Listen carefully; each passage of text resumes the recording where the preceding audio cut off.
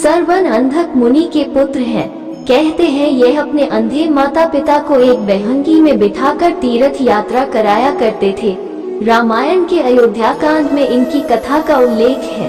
श्रवण अपने प्यासे माता पिता के पीने के लिए जल किसी जलाशय से लेने गए थे और अयोध्या के राजा दशरथ भी वहां शिकार खेलने गए थे। ये कहानी त्रेता युग की है। उस समय श्रवण कुमार नाम का एक बालक था। उसके माता पिता अंधे थे और उन्होंने श्रवण को कई मुसीबतों का सामना करते हुए पाला था। श्रवण कुमार बचपन से ही अपने माता पिता का बहुत आदर करता था।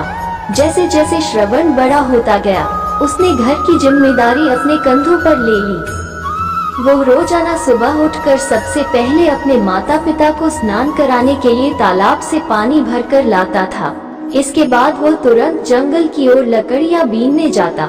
फिर लकड़ियां लाने के बाद श्रवण चूल्हा जलाकर माता पिता के लिए खाना बनाता था। श्रवण को इतनी मेहनत करते देख उसकी माँ हमेशा उसे टोकती थी। वो कहती थी, श्रवण बेटा, तुम इतना सारा काम अकेले क्यों करते हो?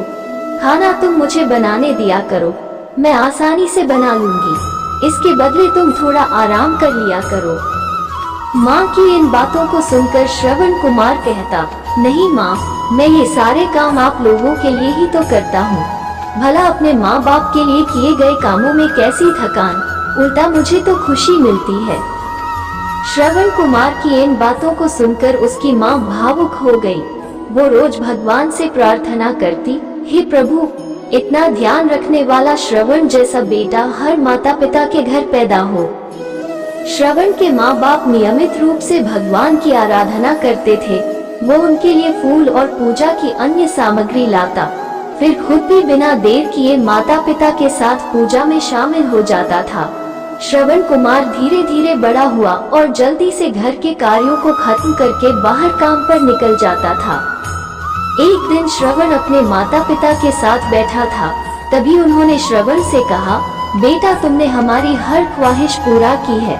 अब हमारी केवल एक ही इच्छा है जिसे हम पूरी करना चाहते हैं। ये सुन श्रवण ने उनसे पूछा, ऐसी कौन सी इच्छा बाकी है जिसे आप पूरा करना चाहते हैं? आप केवल आदेश दें, मैं आपकी हर ख्वाहिश को पूरा करूंगा। इस पर श्रवण के पिता ने कहा, बेटा, अब हम बूढ़े हो चुके हैं और हम चाहते हैं कि मरने से पहले तीर्थ यात्रा के लिए जाएं। भगवान के शरण में जाकर हमें सुकून की प्राप्ति होगी। अपने माँ बाप की बात सुनकर श्रवण कुमार सोचने लग गया कि वो उनकी इस इच्छा को कैसे पूरा करेगा। उस समय बस और ट्रेन की सुविधा नहीं थी, साथ ही उसके माता पिता देख भी नहीं सकते थे। ऐसे में उन्हें तीर्थ यात्रा कराना भला कैसे संभव हो पाता। तभी श्रवण कुमार को एक तरकीब सूझी। वो तुरंत बाहर गया और वहां से 2 बड़ी टोकरी लेकर आया। उसने उन दोनों टोकरियों को एक मजबूत डंडे में मोटी रस्सी के सहारे लटकाकर एक बड़ा सा तराजू बना लिया।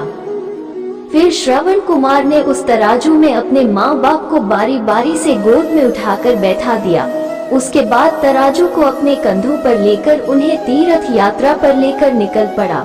वो लगातार कुछ दिनों तक अपने माता पिता को एक के बाद एक सभी पवित्र स्थलों पर घुमाने लगा। इस दौरान श्रवण कुमार ने अपने माता पिता को प्रयाग से लेकर काशी तक के दर्शन कराए।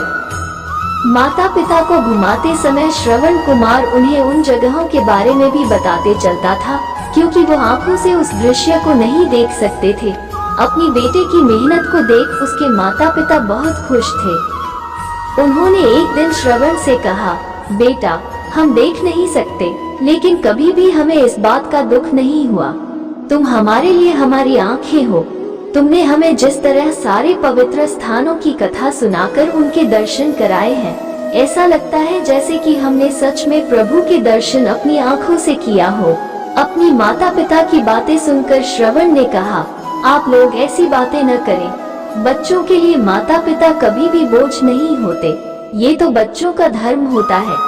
एक दिन श्रवण कुमार आराम करने के लिए अयोध्या के पास अपने माता पिता के साथ रुका।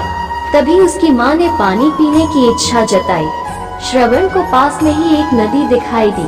उसने अपने माता पिता से कहा, आप दोनों यहाँ आराम करें, मैं आप लोगों के लिए अभी पानी लेकर आता हूँ। नदी के पास पहुंचकर श्रवण कुमार कमंडल में पानी भरने लगा। उसी जंगल में अयोध्या के राजा दशरथ भी शिकार के लिए पहुंचे थे। पानी में हलचल की आवाज सुनकर उन्हें लगा कि कोई जानवर पानी पीने आया है। उन्होंने बिना देखे केवल ध्वनि सुनकर ही अपना तीर चला दिया। दुर्भाग्य से वह सीधे श्रवण कुमार को लग गया। तीर लगते ही वह चीख पड़ा। इसके बाद राजा दशरथ जब अपने शिकार को देखने पहुंचे तो वहां श्रवण था। वो तुरंत श्रवण कुमार के नजदीक पहुंचे और कहा, मुझसे बहुत बड़ी भूल हो गई, मुझे माफ कर दीजिए। मुझे बिल्कुल नहीं पता था कि यहाँ कोई मानव होगा। मैं इस गलती का पश्चाताप करने के लिए क्या करूँ कि तुम मुझे माफ कर दो। तभी करहाते हुए श्रवण कुमार ने कहा, यहाँ से थोड़ी ही दूर जंगल में मेरे माता पिता बैठे हैं, उन्हें काफी प्यास लगी है। आप उन तक ये पानी पहुंचा दीजिए और मेरे बारे में उन्हें कुछ भी न बताएं। इतना कहते कहते श्रवण कुमार की सांसें रुक गईं। श्रवण कुमार की मौत से राजा दशरथ सुन्न पड़ गए। किसी तरह वो श्रवण कुमार के बताए अनुसार जल लेकर उसके माता पिता के पास पहुँचे। श्रवण के माता पिता अपने बेटे की आहट को बखूबी पहचानते थे। जब राजा दशरथ उनके करीब पहुँचे तो उन्होंने आश्चर्य से पूछा, तुम कौन हो और हमारे श्रवण को क्या हुआ, वो क्यों नहीं आया? राजा दशरथ उनके सवालों का जवाब नहीं दे पाए। उन्होंने चुपचाप पानी उनकी तरफ बढ़ा दिया। तभी श्रवण की माँ ने चिंतित स्वर में जोर से कहा, तुम कौन हो और मेरा बेटा कहाँ है, ये बताते क्यों नहीं हो? श्रवण की माँ की चिंता देखकर राजा दशरथ ने कहा, माँ मुझे माफ कर दीजिए। शिकार करने के लिए मैंने जो तीर चलाया था वो सीधे आपके बेटे श्रवण को जा लगा। उसने मुझे आप लोगों के बारे में बताया, इसलिए मैं यहाँ पानी लेकर चला आया।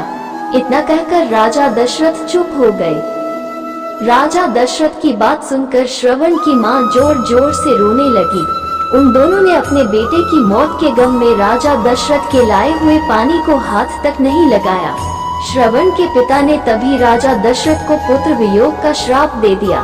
कुछ ही देर बाद श्रवण के माता पिता ने अपने प्राण त्याग दिए। बताया जाता है कि श्रवण कुमार के पिता के श्राप के परिणाम स्वरूप ही राजा दशरथ को अपने पुत्र राम से दूर रहने पड़ा था। राजा दशरथ के इस श्राप को पूरा करने के लिए ही भगवान राम को 14 वर्षों का वनवास हुआ, जिसका माध्यम दशरथ की पत्नी कैकेयी बनी। श्रवण के पिता की ही तरह राजा दशरथ भी अपने बेटे से दूरी को बर्दाश्त नहीं कर पाए और उन्होंने अपने प्राण त्याग दिए। कहानी से सीख, हर बच्चे को अपने माता पिता की सेवा श्रवण कुमार की तरह ही निस्वार्थ भाव से करनी चाहिए। यही उनका सबसे बड़ा कर्तव्य है।